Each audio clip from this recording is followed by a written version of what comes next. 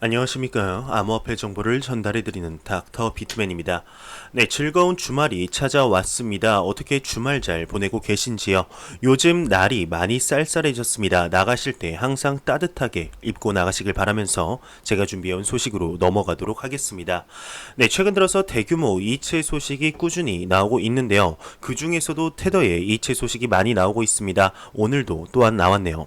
네, 두 번의 이체가 이루어졌는데 한번 보도록 하겠습니다.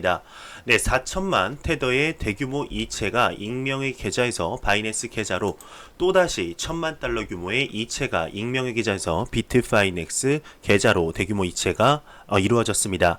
네, 테더의 경우 거래소로의 이체 시 비트코인 매수를 위한 움직임으로 보고 있는데요. 긍정적인 소식이라고 볼 수가 있겠죠. 네, 이와 더불어 최근 선물 시장의 거래량이 증가를 하면서 기관 투자자들의 유입이 활발해지고 있다는 것은 여러분들도 아실 겁니다. 이번에 벡트의 거래량에 관한 소식이 나왔는데 한번 보도록 하겠습니다. 네, 벡트가 비트코인 선물 거래량을 경신했다고 합니다. 1756 BTC 규모라고 하는데요. 네, 8일 비트코인 선물 거래소 벡트가 공식 트위터를 통해서 1일 기준 거래량이 사상 최대 규모를 기록했다고 밝혔습니다.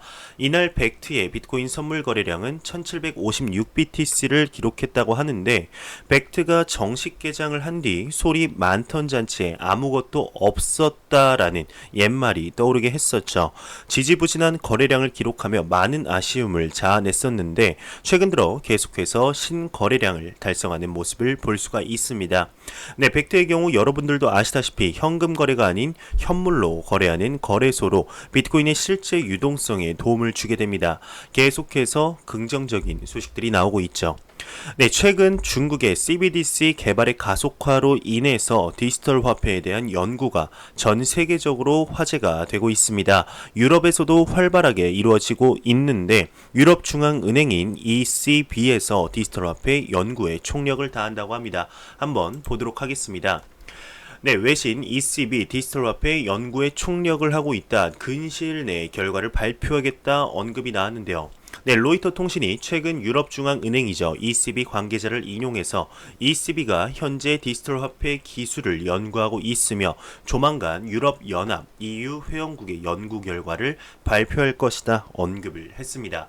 네, 이와 관련해 ECB 관계자는 여러 방안이 검토되고 있다며 그중 가장 유력한 계획은 ECB에서 직접 은행 계좌를 개설해 새로운 디지털 화폐를 사용하는 방안이라고 합니다.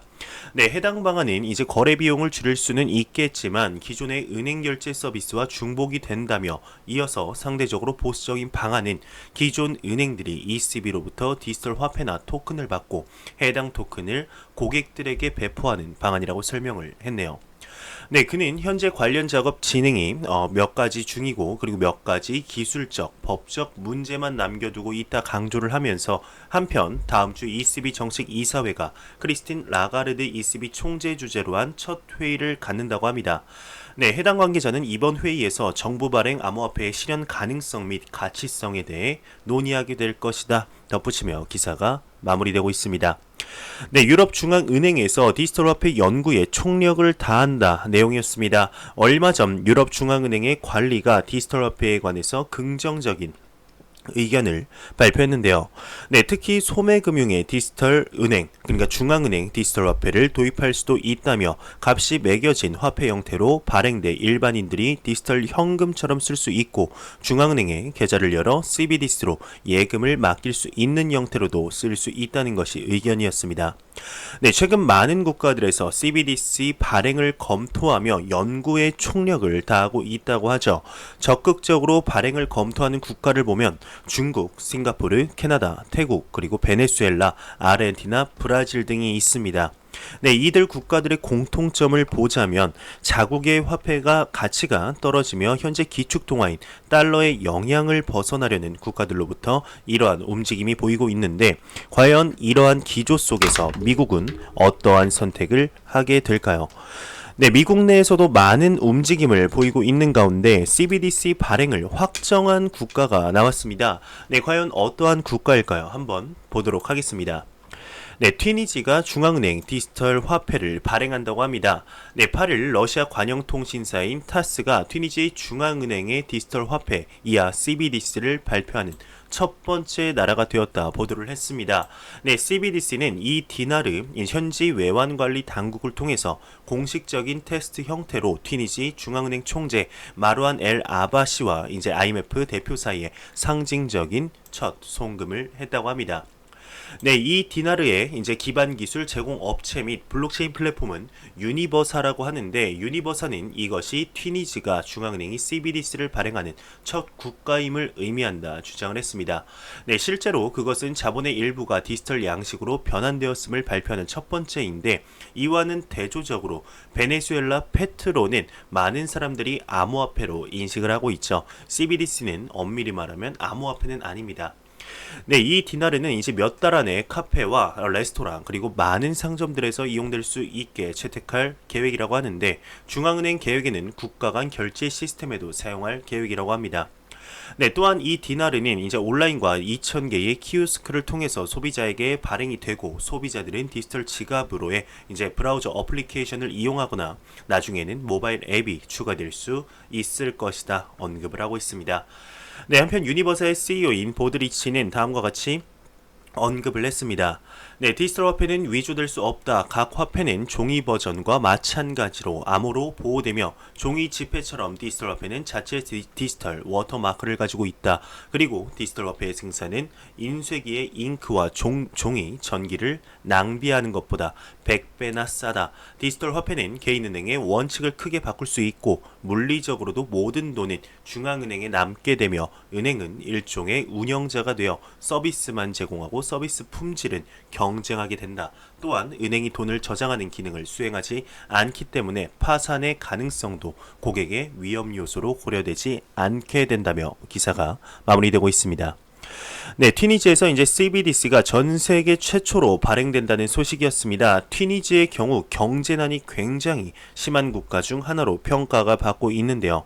네, 작년 발생한 대규모 반정부 시위가 경제난의 원인으로 꼽히고 있습니다.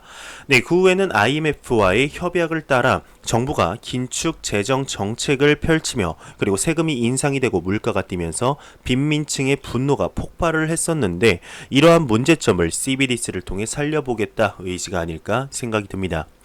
네, 이번 CBDC의 발행으로 인하여 튀니지의 경제가 어느 정도 안정권에 들어온다면 전 세계의 CBDC 발행 또한 가속화가 되겠죠. 네, 그에 대해서 암호화폐에 대한 인식이 어느 정도는 바뀌지 않을까 생각이 듭니다. 네, 과연 CBDC에 대한 기조가 어떠한 방식으로 진행이 되게 될지 지켜봐야 할 것 같습니다. 네, 전 IMF 총재였던 크리스틴 라가르디의 말처럼 더 이상 막을 수 없는 혁신이 되는 것 같은 기분이 정말로 듭니다. 네, 얼마 전 중국의 시진핑 주석의 블록체인 관련 언급으로 인해서 중국 내에서 엄청나게 많은 내용들이 나왔다는 것은 여러분들도 아실 거라 생각이 듭니다. 네, 그 여파가 아직까지 지속되고 있는 것 같은데요. 네, 이번에 나온 소식은 암호화폐에 대한 금지를 지속할 것이라는 이야기가 나와서 화제가 되고 있습니다. 내용 들어가기 전에 코인마켓캡에서 가격 보고 본론으로 다시 들어가도록 하겠습니다. 네, 메이저 탑 10 코인들 가격을 한번 살펴보도록 하겠습니다. 지금 비트코인 같은 경우는 0.36% 상승하며 1020만원대, 이더리움이 0.7% 상승하며 21만 4천원대, 리플 XRP가 1.17% 상승하면서 323원대를 보여주고 있습니다. 시가총액 9위에 위치한 지금 비트코인 SV의 경우는 4% 급등을 하는 모습을 보여주고 있고, 비트코인 도미넌스 또한 66.4%로 전날 대비 소폭 감소했지만 아직까지도 매우 강력한 암호화폐 비트코인 시가총액 점유율을 볼 수가 있겠네요. 네, 다시 내용으로 돌아가겠습니다. 중국에서 암호화폐 금지는 지속할 것이라고 하는데 과연 어떠한 내용일지 보도록 하겠습니다. 네, 중국의 디지털 자산 연구소가 암호화폐 금지는 지속될 것이다. 기업 블록체인 도입은 가속화되고 있다라고 언급을 하고 있습니다. 네, 멍옌 중국 디지털 자산 연구소 부위원장은 현재 중국 우전에서 진행 중인 글로벌 블록체인 서밋에서 중국 정부는 암호화폐 금지를 지속할 것이다. 그러나 다수의 정부 기관과 기업 그리고 사회 커뮤니티들이 블록체인 구축에 나서고 있다는 것은 명백한 사실이다 밝혔습니다. 네, 그는 이어서 향후 다수의 중국 기업들이 블록체인을 통해 이용자들의 데이터를 검증하고 공유할 것이고, 또한 표준화 또는 표준화되지 않은 토큰을 통해 실제 자산과 이권을 디지털화하게 될 것이다. 이는 가까운 미래 중국의 블록체인 응용 방식이 될 것이다 라며 기사가 마무리되고 있는데요. 네, 중국의 암호화폐 금지는 지속될 것이라는 내용이었습니다. 하지만 내용에서도 나오듯이 블록체인 도입은 가속화가 되고 있다고 하는데, 이러한 내용도 사실상 이제 분위기를 가라앉히기 위한 방법 중 하나가 아닐까 생각이 듭니다.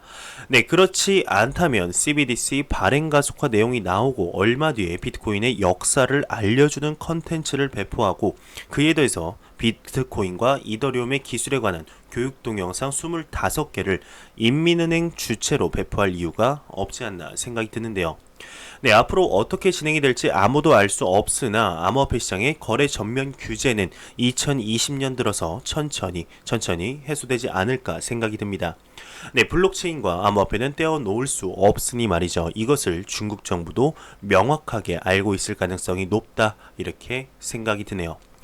네, 그와 더불어 이제 중국의 초거대 기업이죠. 텐센트가 가상은행을 개설할 수 있는 허가를 받았다고 합니다. 한번 보도록 하겠습니다. 네, 중국의 텐센트가 홍콩의 가상은행 개설 허가를 받았다고 합니다. 네, 중국의 거대 기술 업체죠. 텐센트가 홍콩 당국으로부터 가상은행을 개설할 수 있는 허가를 받았다고 언급이 나왔습니다. 네, 세계 블록체인 서밋 우전에서 가진 발표에서 은행을 건설하는 전담팀을 구성할 준비를 하고 있다며, 그러나 은행의 세부 사항은 아직 명확하게 밝히진 않았다고 합니다. 네, 이번 주 초 홍콩 증권선물거래위원회 SFC는 암호화폐 거래소 허가 규정을 발표했는데, 카이는 홍콩 정부의 암호화폐 거래에 대한 감시는 업계 전체의 희소식이라고 전했네요. 네, 중국의 청년들에게는 구글이라고 불릴 정도의 기업인 텐센트가 가상은행을 개설을 허가받았다는 내용이었습니다. 네, 초거대 기업이 적극적으로 움직인 데는 시 주석의 발언 영향이 크지 않을까 싶은데, 네, 중국에서의 블록체인 그리고 암호화폐의 내용이 어떠한 방향으로 진행이 되게 될지 지켜보도록 하겠습니다. 네, 매일같이 나오는 내용이 있죠. 네, 맞습니다. 바로 리플 XRP에 관한 소식인데요. 최근 들어서 리플 XRP의 상황이 좋지 못합니다. 네, 이러한 상황 속에서도 리플의 사업은 꾸준히 확장이 되고 있는데, 리플의 네트워크는 그 어느 때보다 강력하다고 합니다. 한번 보도록 하겠습니다. XRP 0.3달러 붕괴 후 가격 전망은 어떻게 될까? 그 와중 리플 CEO 네트워크는 그 어느 때보다 강력하다. 한번 내용 보도록 하겠습니다. 최근 시가총액 3위 암호화폐 리플 XRP 가격 하락세가 가파르고 있습니다. 특히 리플의 연례 행사이죠. 스웰 컨퍼런스가 마감하면서 모멘텀 상승 동력이 사라진 모양새인데, 하지만 리플의 최고 경영자 브래드 갈링하우스는 최근 시장 참여자들이 XRP 매도에 나선 것에 대해 크게 우려하지 않는다며, 리플의 네트워크가 그 어느 때보다 강력하고 계속 성장하고 있다, 이렇게 강조를 했습니다. 네, 이에 이제 트위터 유명 암호화폐 애널리스트인 테디는 스웰 덤프가 심해지면서 XRP는 현재 수준에서 50% 더 떨어질 수 있다라고 진단을 했는데, 암호화폐 전문 미디어 뉴스 BTC도 리플은 현재 2018년 1월에 설정한 사상 최고 가격인 3.82달러에서 90% 이상 하락한 상황이며, 사상 최고치로 돌아가려는 리플은 현재 가격에서 1000% 이상의 이익을 실현해야 한다 지적이 나왔습니다. 네, 반면 작년 암호화폐 하락장을 예견했던 중국의 유명 암호화폐 트레이더 피터 브란트는 리플이 기술적으로 여전히 긍정적이라며, XRP가 브레이크 아웃이죠. 브레이크 아웃은 이제 자산 가격이 갑자기 새로운 영역에 진입하는 것을 브레이크 아웃이라고 하는데, XRP가 이 브레이크 아웃을 모색하고 있다며, 그는 리플 가격이 0.4691달러까지 상승할 수 있을 것으로 전망을 했습니다. 네, 인기 있는 암호화폐 애널리스트 에릭 첸은 최근 트위터를 통해서 XRP 가격이 이제 현재 가격 상태를 유지할 수 있다면 0.45달러까지 상승할 수 있는 것으로 분석을 했는데, 네, 한편 브래드 갈링하우스는 리플 CEO죠. 최근 개최된 스웰 컨퍼런스를 통해서 리플사는 300여 개의 기관 고객을 보유하고 있고, 이 중 머니그램, 고렌스, 비아메리카, 플래시 FX, 인터뱅크 페루 등 24개의 기관 고객이 ODL9X 레피드를 통해서 XRP를 사용하고 있다며 네트워크는 그 어느 때보다 강력해졌고 ODL의 추진력은 시작에 불과했다 강조를 했습니다. 네, 리플 측은 올해 1월부터 10월까지 ODL 기반 트랜잭션 수가 이제 7배 이상 증가를 했다고 합니다. 네, 리플의 가격은 하락을 했지만 네트워크는 더욱 단단해지고 있다. 리플사의 사업은 확장되고 있다라는 내용이었습니다. 네, 이번엔 리플 스웰 컨퍼런스 이후 추가 상승을 하지 않을까 생각을 했지만 하락을 면치 못하고 있죠. 항상 호재들이 나오고 있지만 XRP의 가격을 보면 안타깝기 그지 없는 것 같습니다. 하지만 올해 연말 SBI와 인도 연방은행 등 XRP의 실사용화를 기대할 수 있는 소식들이 나오면서 추가 가격 상승의 기대감을 주고 있는데요. 다가오는 12월 이런 소식과 더불어 가격의 움직임은 어떻게 될지 조금 더 지켜보도록 하겠습니다. 네, 리플의 소식과 더불어서 매일같이 나오는 소식이 있죠. 맞습니다. 바로 페이스북의 리브라에 관한 소식인데요. 일본의 대형 은행이 리브라에 관해 긍정적이다 발표를 했습니다. 전 세계에 기조하는 다른 모습인데 한번 보도록 하겠습니다. 네, 일본의 대형은행 관계자가 현지 은행은 리브라에 개방적이다 언급이 나왔습니다. 네, 일본 현지 미디어에 따르게 되면 대형은행 미쓰이 스미모토 은행의 고위 관계자가 일본 금융청은 블록체인에 개방적이다. 상업은행들도 리브라에 대한 도입 의사가 적극적이다. 현재 블록체인 도입이 원활하지 못하는 두 개인데 하나는 현재 서비스들과 시스템, 둘째는 블록체인에 대한 사회의 인식과 인지도다. 중국 정부는 적극적으로 블록체인 기술을 지원하고 있다. 이는 세계적으로 중요한 의미가 있는 일이다. 이렇게 밝혔습니다. 네, 일본의 대형 은행 관계자의 긍정적인 리브라에 관한 소식이었습니다. 일본의 경우 암호화폐 선진국이라는 것은 여러분들도 잘 아실 거라 생각이 듭니다.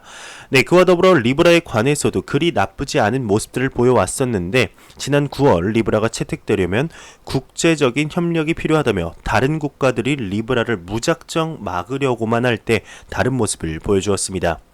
네, 최근 들어 이제 난항을 계속해서 겪고 있는 리브라의 모습을 보면 참 안타까웠는데요. 전 세계적인 반 리브라 기조 속에서도 리브라 측은 본인들의 일을 계속해서 열심히 하고 있습니다. 2020년 본인들이 생각했던 런칭 시기에 정상적으로 출시가 되기를 진심으로 바라보겠습니다. 네, 크레이그 라이트 대 리차드 하트 당신은 사토시가 아니다. 네, 과연 무슨 내용일까요? 네, 8일 몰타에서 진행된 AIBC 서밋에서 자신이 나카모토 사토시라고 주장하는 크레이그 라이트와 암호화폐 업계의 빅마우스 리차드 하트 헥스가 충돌을 했다고 합니다.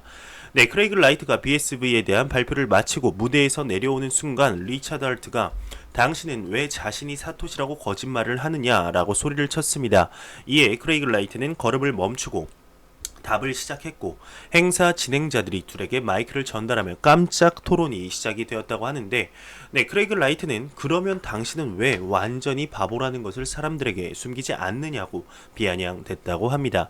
이에 하트는 다시 당신은 인터뷰에서 암호화폐 커뮤니티가 자신과 자신의 가족, 동료들을 괴롭힌다며 다시는 대중 앞에 서지 않겠다고 하지 않았느냐라고 반문을 했는데요. 네, 크레이그 라이트는 내가 나가지 않겠다고 한 것은 악마의 편집을 거치는 TV 프로그램이다라고 대답을 했습니다. 네, 하트는 다시 정말 당신이 사토시며 비트코인 백서를 만들었는가라고 물었고 크레이그 라이트는 그렇다라고 답을 했어요. 그리고 이에 하트는 그렇다면 왜 비트코인 토크 계정과 다른 SNS 계정을 사용하지 않느냐? 왜 프로젝트에 대한 영향력을 더 이상 발휘하지 못하는가? 왜 비트코인 주소에 접근을 하지 못하는 파산자의 모습으로 나타났는가라며 질문을 쏟아냈습니다. 네, 이에 논쟁이 격화되자 이제 운영 측에서 배경음악을 크게 틀며 크레이그 라이트를 밖으로 안내했는데 미디어에 따르면 이에 관중들은 헐트에게 레전드라고 환호한 것으로 나타났다고 하네요. 네, 미국의 암호화폐 파생 상품 기업 CFTC 인가 취득, 현물 결제, 비트코인 스왑 거래 제공이 가능하다고 하는데요. 네, 미국 CFTC는 암호화폐 파생 상품 기업 타사트에게 스왑 거래 플랫폼 라이선스를 인가했습니다. 네, 기존의 SEF 인가된 비트코인 스왑 제공 기업으로서 시드CX와 레저X가 있다고 하는데 과거 투르 디지털로 알려진 타사트는 9월에 파생금융 상품 거래와 기관 결제 시장에 참가하는 데 있어서 리브랜딩을 하고 있다고 합니다.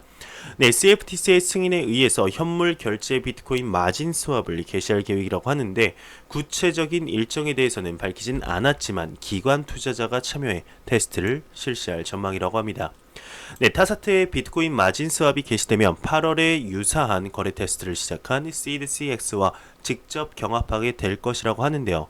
레저X에 대해서도 2017년에 SEF 인가를 받았고 스왑과 옵션을 기관 투자가에게 제공을 하고 있다고 합니다.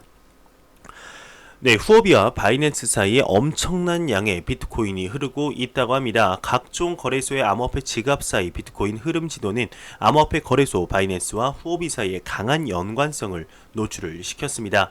데이터 분석 회사인 토큰 애널리스트가 작성한 이 차트는 8개의 주요 암호화폐 거래소 중 비트코인의 다양한 유입과 유출을 시각화했는데요. 이 발견의 가장 큰 관심사는 과도한 양의 비트코인이 후오비에서 바이낸스로 이동한다는 점이고 또한 일부는 이 반대로 이동한다는 점이었습니다.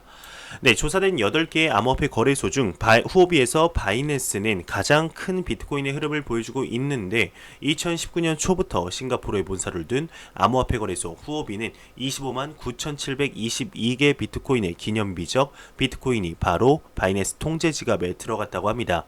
총 4만 8천 건의 거래로 거래당 평균 5.4BTC라고 하는데요. 흥미롭게도 두 번째로 큰 암호화폐 흐름이 바이낸스에서 후오비라고 합니다. 이 흐름은 총 13만 6,638BTC이고 총 4만 4천 거래가 해당이 되며 평균 3.1BTC의 거래를 제공하고 있다고 합니다. 네, 바이낸스와 후오비 외 나머지 거래소들도 상대적으로 작지만 다양한 비트코인 상호 흐름을 가지고 있는 것으로 보인다고 하는데 후오비와 바이낸스 사이의 흐름이 왜 상대적으로 높은가에 대한 문제에서 일부 업계 분석가들은 거래자가 암호화폐를 한 곳에서 다른 곳으로 빠르게 이동시킴으로써 두 거래소 사이의 가격 차익의 이익을 얻는 이른바 재정거래와 관련이 있을 수 있다 이렇게 주장을 했습니다.